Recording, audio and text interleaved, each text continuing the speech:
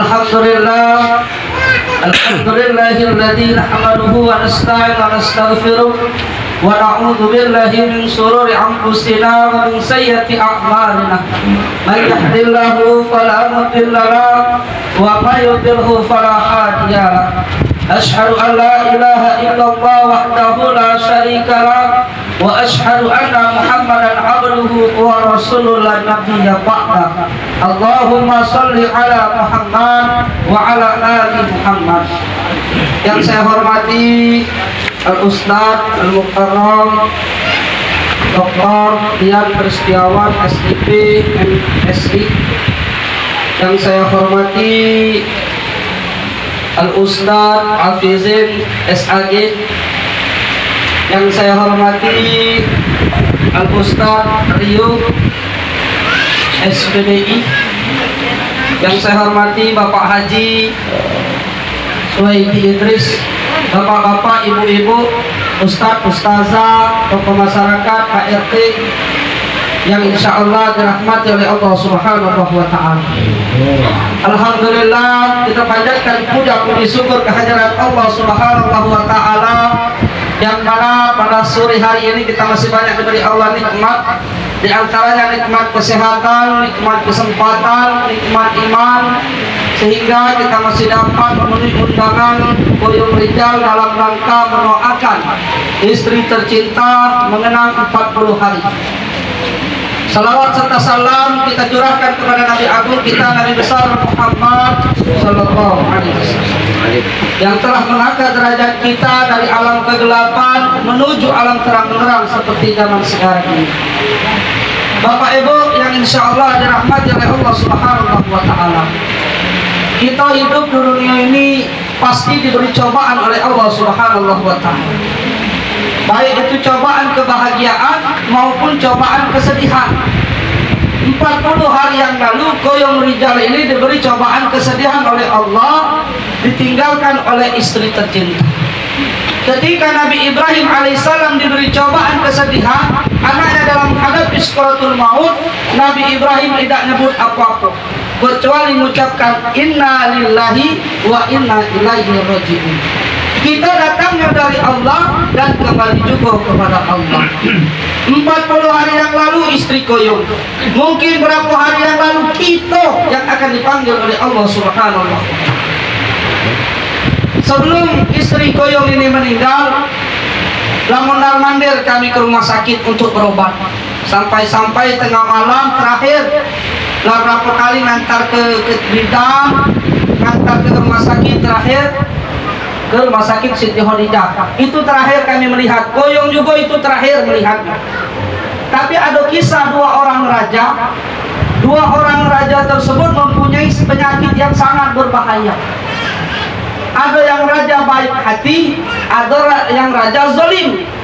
Yang raja zalim ini sama-sama diberi penyakit oleh Allah. Jadi berobat kemana-mana, taulah bertemu dengan tabib. Ketika dia bertemu dengan tabib, uji tabib itu cari ikan yang ada di dasar lautan yang paling bawah. Sedangkan raja zalim tadi memerintahkan, raja baik hati memerintahkan prajurit, memerintahkan nelayan. Yang perintah oleh raja zalim dengan mudah nelayan dan prajurit itu mendapatkan ikan yang ada di dasar lautan yang paling bawah. Ketika dia makan ikan itu, raja zalim tersebut sembuh. Ketika dia diberi kesehatan oleh Allah, bukan dia bertobat kepada Allah, dia semakin zalim kepada rakyatnya. Sedangkan raja baik hati, satu pun ikan itu tidak ditemukan. Dan akhirnya raja baik hati tadi meninggal dunia. Ecaknya tuh merotes. Malaikat tadi bertanya dengan Allah, kenapa pecahnya tidak adil ini? Raja zalim dengan mudah mendapatkan penawar penyakitnya, sedangkan raja baik hati ini sikoh pun tidak dapat penawarnya. Dijawablah oleh Allah, alasan aku ngapa ketika raja zalim ini kunjung menawar penyakitnya, dia ini pernah melakukan satu kebaikan.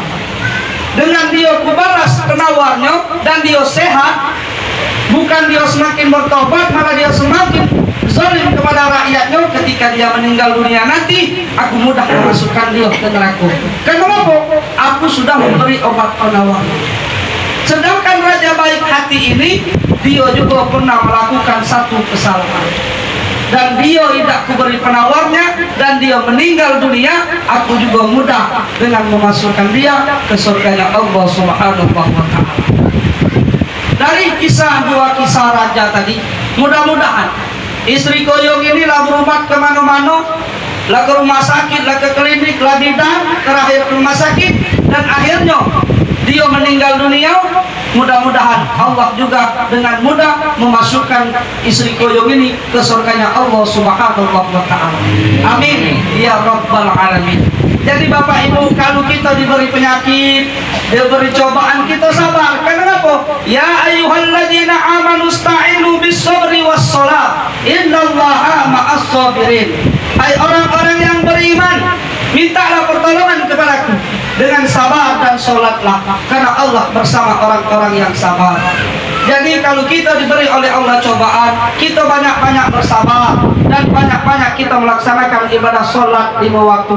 Jangan sampai diberi cobaan tidak sabar, sholatlah tidak pula. Kata Rasulullah sallallahu alaihi wasallam, idza tarakal abdu fardan wahidan kutiba ismuhu ala bidillah.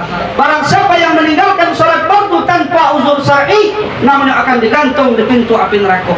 Sebelum kita meninggal dunia, kita siapkan bekal kita. Jangan sampai ketika kita meninggal dunia tidak ada yang kita bawa menghadap Allah Subhanahu wa ta'ala. Karena kenapa? Summa latus'alunna yawma idzin 'anil na'im.